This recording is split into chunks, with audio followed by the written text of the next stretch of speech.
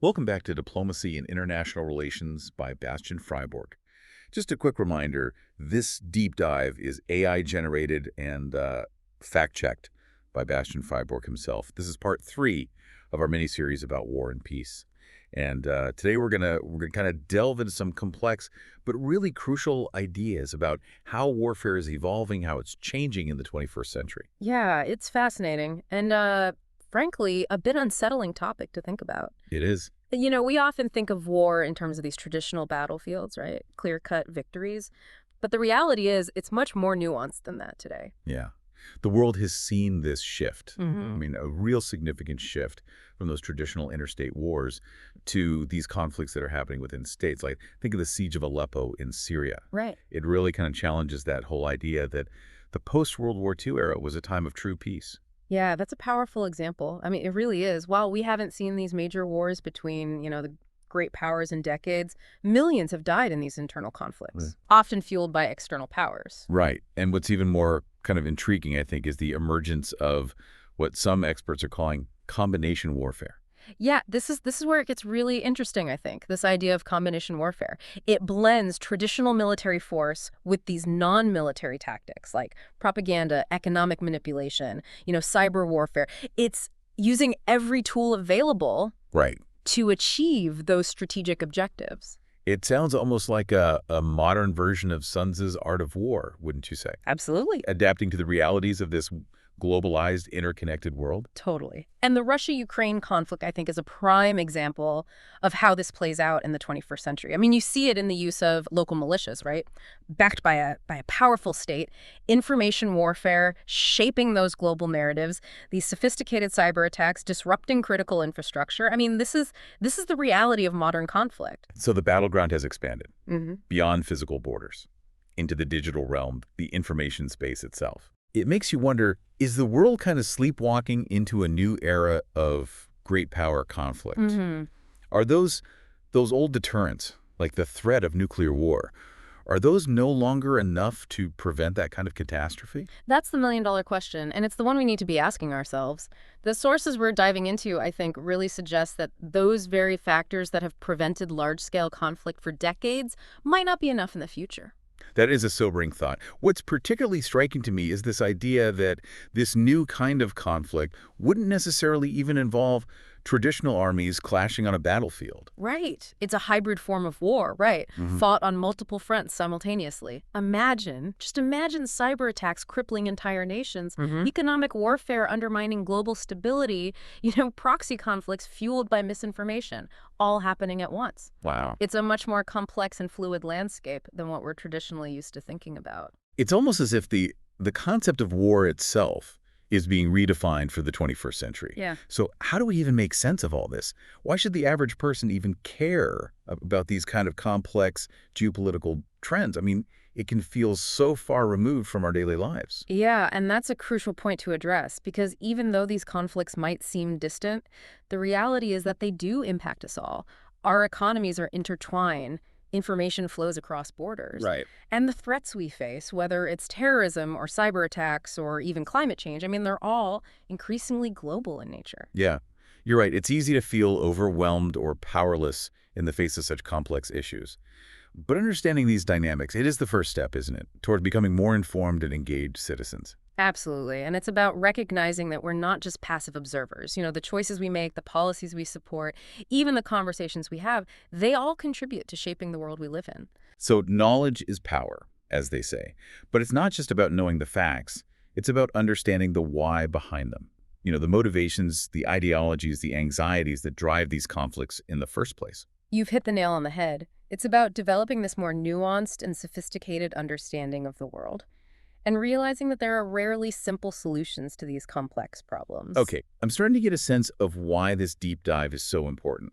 It's not just about understanding war and peace in the abstract, but it's about recognizing the very real ways these forces are shaping the world around us. Precisely. We're living in this era of interconnectedness and rapid change. And to navigate this new landscape effectively, I think we really need a new understanding of the forces that drive both conflict and cooperation on a global scale.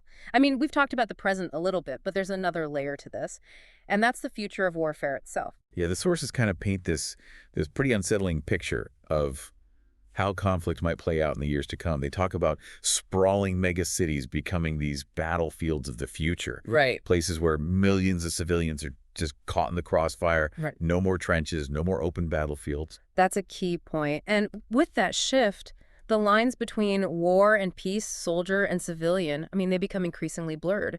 How do you wage war in a megacity, for example, without causing massive civilian casualties? Right. How do you even define victory in such a complex and fluid environment? Tough questions. Yeah. Tough questions with no easy answers. Yeah. And then there's this rise of autonomous robots in warfare, which, I mean, that sounds like something straight out of science fiction. It might sound futuristic, but the technology is already being developed.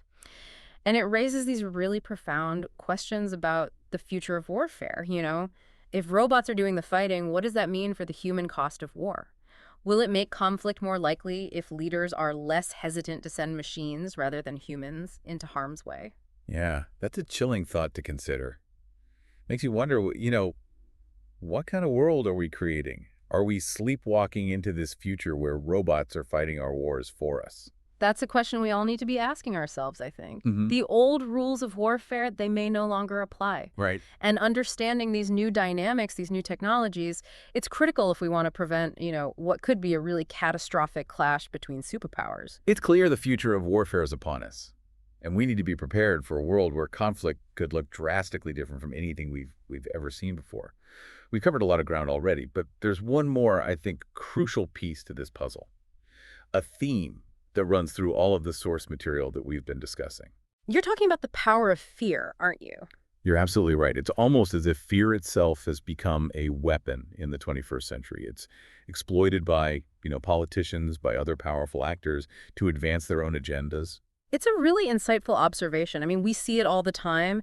You see it in the rhetoric of political campaigns, the narratives that dominate our news cycles, even in the way we talk about security and terrorism in our everyday lives. It's this constant drumbeat of anxiety and fear-mongering that makes it so difficult to think clearly and rationally about the challenges we face. So how do we break free from this cycle of fear? How do we develop this more balanced and rational approach to security in an age where fear is so readily exploited?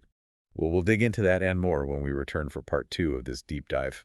It's a question that I think is more relevant now than ever. When fear takes hold, we often see this shift towards these kind of simplistic solutions, this desire for these quick fixes that may ultimately make us less safe. Right, like sacrificing freedoms in the name of security.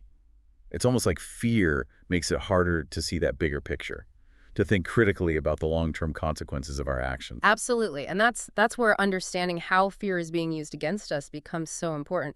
We need to be aware of the tactics that are used to stoke those anxieties. Whether it's emotionally charged language, the manipulation of statistics, even the creation of these false narratives that pit security against freedom. It sounds like we need to develop this kind of fear immunity, a resistance to the tactics that are exploiting our anxieties. Yeah, I like that analogy. And I think one of the best ways to build that immunity is through knowledge and critical thinking. The more we understand about the world, the more resilient we'll be to fear-mongering. We'll be better equipped to recognize when we're being manipulated and to make informed choices that are in our best interests. So it's about reclaiming our agency, our ability to think for ourselves, and not be swayed by those who seek to profit from our fears. But what about the role of technology in all this? We were talking about autonomous robots and drones before. Doesn't that add another layer of complexity to the equation? It absolutely does. Yeah. Technology is a double-edged sword, right? On the one hand, it can make warfare more precise. It can potentially reduce civilian casualties. But it also lowers the threshold for using force, making it easier for leaders to engage in conflict without fully considering the consequences. And it creates a distance between those making the decisions and those on the receiving end of those decisions, right? All right. Pushing a button to launch a drone strike is very different from sending soldiers into battle. Exactly. And it raises all sorts of ethical questions about accountability, the potential for unintended consequences. Who's responsible when an algorithm makes a mistake? What happens when autonomous weapon systems malfunction or are hacked? I mean, these are questions we need to be grappling with now before it's too late. It sounds like the ethical implications of of technological advancements in warfare are just as important as the strategic ones. They're inseparable, I think. Technology is reshaping the battlefield, but it's also reshaping the moral and ethical landscape of war itself. Mhm. And we need to be having these tough conversations about what kind of future we want to create. It's a lot to process. But let's not forget that those same technologies, like drones, are also changing the way conflicts are fought right now. They allow for this kind of remote, almost detached form of warfare. Yeah, and that raises serious ethical questions, about accountability, about the potential for collateral damage when you're operating from thousands of miles away. It makes you wonder, does this detachment make it easier to dehumanize the enemy and to justify actions that would be unthinkable in a face-to-face conflict? The source material touches on this idea of combination warfare, Yeah. which is, I mean, it's both fascinating and terrifying at the same time. It's like a modern update of Sun Tzu's Art of War, wouldn't you say? Very much so. It's this idea of combining military force with this whole range of other tactics, economic pressure, propaganda, cyber attacks, to achieve these strategic objectives without necessarily engaging in a full-blown conventional war. Right, just like this multi-dimensional chess game played on a global scale. Hmm. And the Russia-Ukraine conflict seems to be a prime example of this, with everything from information warfare to the use of proxy forces. Exactly. You see this blurring of the lines between state and non-state actors, military and civilian targets, truth and falsehood. It's this new kind of conflict that's very difficult to contain or even fully understand. It's almost as if the concept of war itself is being redefined in the 21st century.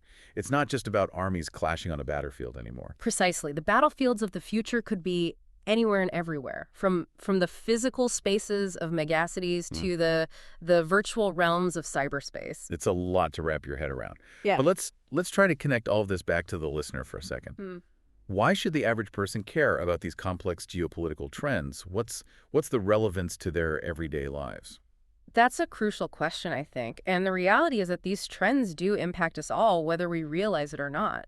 Our economies are interconnected, our information flows freely across borders, and the threats that we face, from terrorism to cyber attacks to climate change, I mean, they're increasingly global in nature. So what you're saying is that we can't just bury our heads in the sand and pretend these things aren't happening? Exactly. We need to be informed, we need to be engaged, and we need to be willing to participate in these critical debates about how we address these challenges as a global community.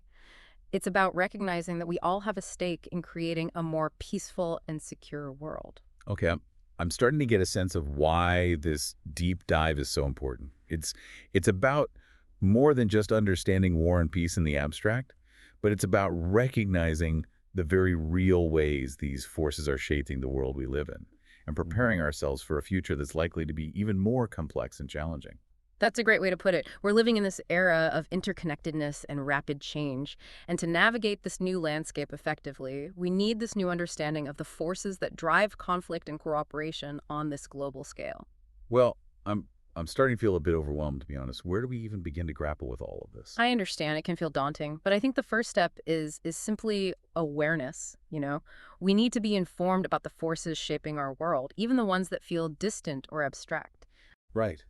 Ignorance is not bliss in this case. Quite the opposite. Knowledge is power. The more we understand these complex dynamics, the better equipped we'll be to navigate the challenges ahead and to make informed choices as citizens and as a society. Okay, that makes sense. But knowledge alone isn't enough, is it? What do we do with this newfound understanding of the world and the forces at play? That's where critical thinking comes in. It's not enough to simply absorb information. We need to question assumptions, we need to consider different perspectives, and we need to be willing to challenge conventional wisdom. So it's not just about knowing the facts, but about understanding the why behind them, the motivations and ideologies that drive conflict, and how those things might affect our own lives. Exactly. It's about developing this more nuanced and sophisticated understanding of the world, recognizing that there are rarely simple solutions to complex problems. It sounds like this deep dive is really a call to action. It's not just about learning for the sake of learning, but about using that knowledge to engage with the world in a more informed and proactive way. That's precisely the point. We need to move beyond fear and complacency and embrace this new realism that acknowledges the challenges ahead while also recognizing our own agency in shaping the future. It's a tall order, for sure. Yeah. Like, you're right, knowledge and critical thinking are essential tools for navigating the complex landscape of the 21st century. We can't afford to be passive observers. We need to be active participants in shaping the world we want to live in. Indeed. And with that in mind, let's maybe shift our focus to some potential solutions for a moment. The sources we've been discussing aren't just about, doom and gloom. They offer some really valuable insights into how we might address these challenges and build a more secure and peaceful future. Okay, I'm all ears. What kind of solutions are we talking about? Well, one key takeaway, I think, is the importance of a realistic approach to security policy. We need to be clear-eyed about the threats that we face and develop strategies that are both effective and ethical. Right, so no more knee-jerk reactions or simplistic solutions based on fear or ideology. We need a more nuanced and strategic approach. Exactly. And we also need to invest in diplomacy and conflict resolution. Preventing conflict is always preferable to reacting to it. And that requires a commitment to dialogue, to understanding, to building bridges across these cultural and political divides. So it's not just about military strength, but also about fostering cooperation and understanding between nations. Precisely. We need to be working towards a world where conflict is less likely to arise in the first place, a world where diplomacy is given the resources and the respect it deserves. It sounds like we need this multifaceted approach that combines military strength with a commitment to diplomacy, Right. international cooperation, and a deep understanding of the complex drivers of conflict in the 21st century. It's a great summary. It's about recognizing that security in the 21st century isn't simply about, building walls or projecting military power, but about fostering a more just, a more equitable, and a more sustainable world for all. That's a hopeful message. Amidst all the complexities and uncertainties that we've been discussing, it suggests that we do have the power to shape the future, even if it requires this fundamental shift in our thinking about security and conflict. Exactly. We need to move beyond these outdated paradigms and embrace a new realism, one that recognizes both the challenges and the opportunities of the 21st century. Well, I don't know about you, but I'm feeling a bit more optimistic after that conversation. It's a reminder that even in the face of these daunting challenges, we still have the capacity for agency and hope. Absolutely. And it's that hope that will ultimately guide us towards a more peaceful and prosperous future for all. Okay, I'm ready for the final piece of this deep dive puzzle.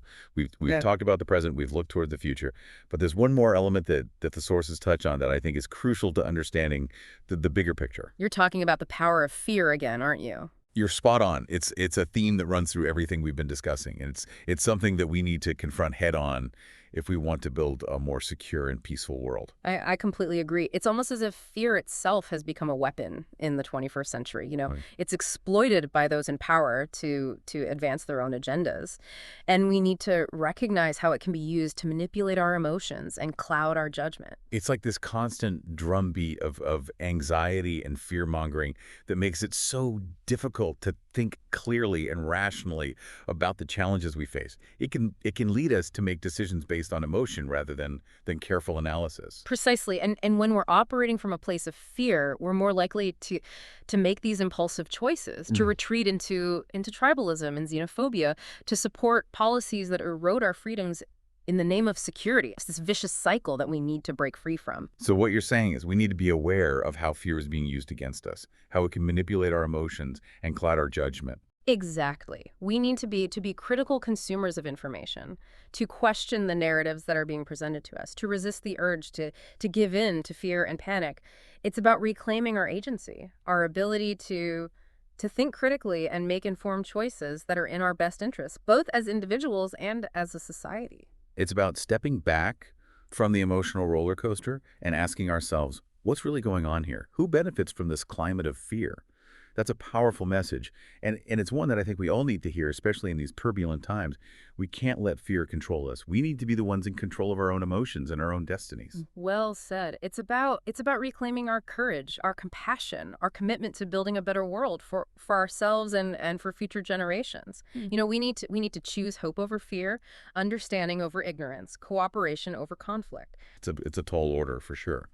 But you're right, it all starts with awareness, with recognizing the power of fear and choosing to resist its grip. But how do we do that in a practical sense? How do we move beyond simply recognizing the problem to actually taking action. Well, we'll explore that and more when we return for the final part of this deep dive. So we left off talking about the power of fear and how it can be used to kind of manipulate us, but simply recognizing the problem isn't enough, right? What can we actually do to break free from this cycle of fear and make more, I guess, rational decisions about security? Yeah, that's a great question, and there's no easy answer. But I think one of the most effective antidotes to fear is knowledge.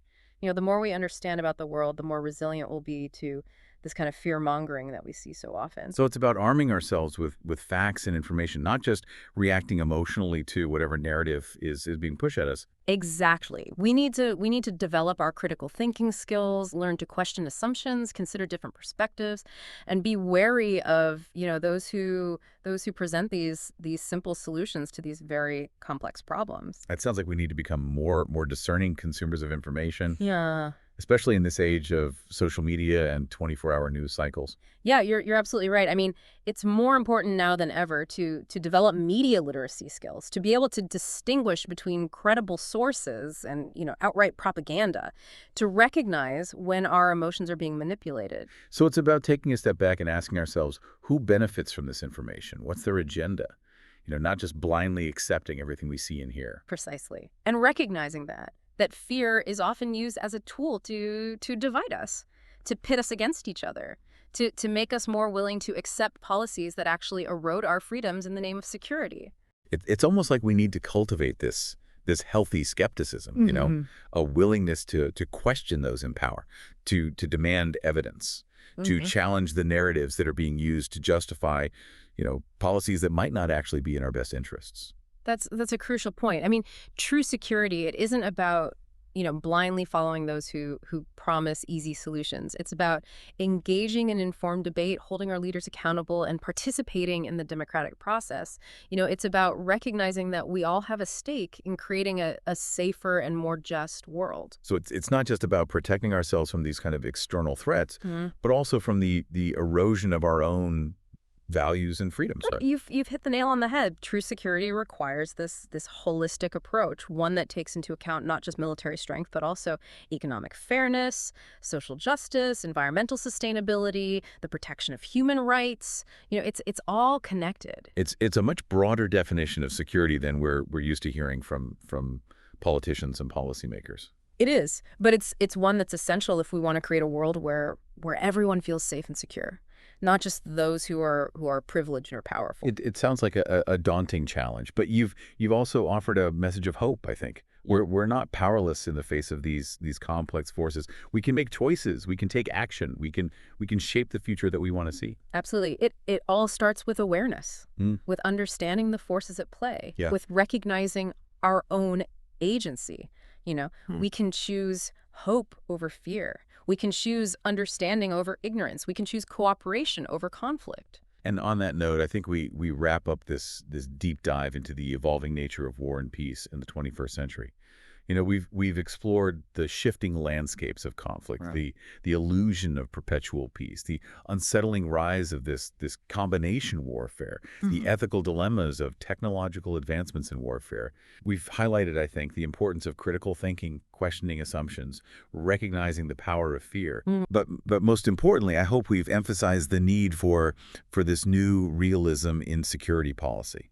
One that balances strength with diplomacy, that acknowledges the complexity of our interconnected world, and that prioritizes human security above all else. I think that's well said. It's a tall order, but as we've seen, the stakes are incredibly high. The choices we make today, they will determine the future of our world. So let's choose wisely, with courage, with compassion, and with this commitment to building a more peaceful and just world for generations to come.